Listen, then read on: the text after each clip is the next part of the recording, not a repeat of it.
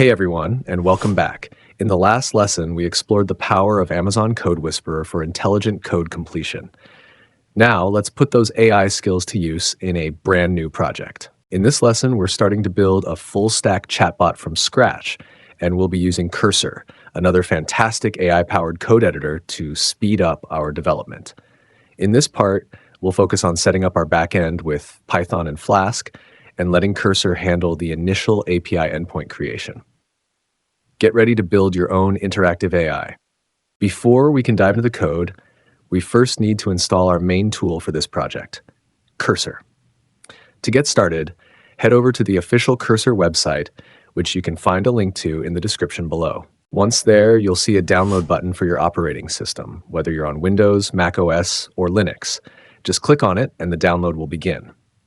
After the download is complete, simply run the installer file and follow the on-screen instructions. The process is pretty straightforward.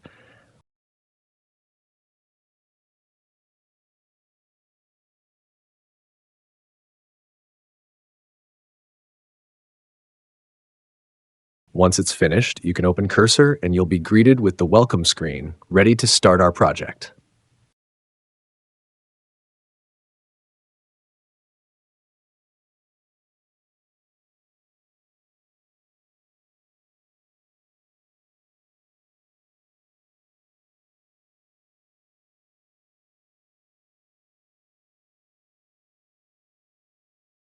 First things first, we need to set up our backend. We'll be using Python and the Flask microframework.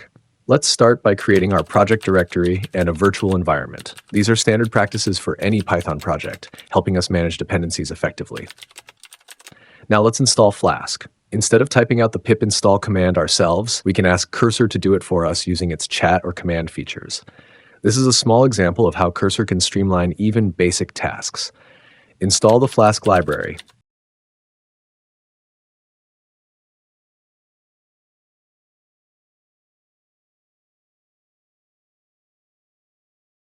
Now for the exciting part.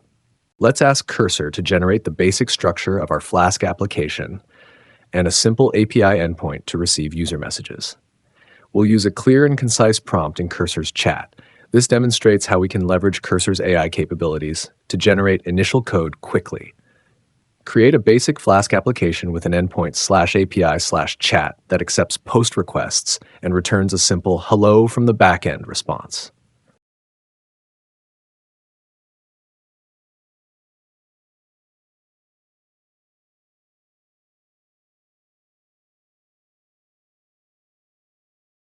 With our initial backend code in place, let's run our Flask application. We'll use the standard Flask run command in the terminal. This will start our development server, and we can then test our new API endpoint. Flask app run debug.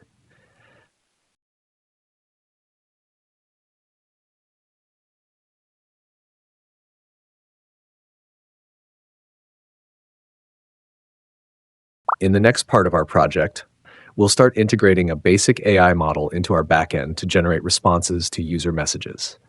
We'll continue to leverage Cursor's AI capabilities to help us with this next stage. See you there. Did you find this lesson helpful? If so, please hit the like button and share it with your friends. We'd also love to hear your thoughts in the comments below. Don't forget to subscribe so you don't miss out on our future coding tutorials. Your support means the world to us and helps us create more great content.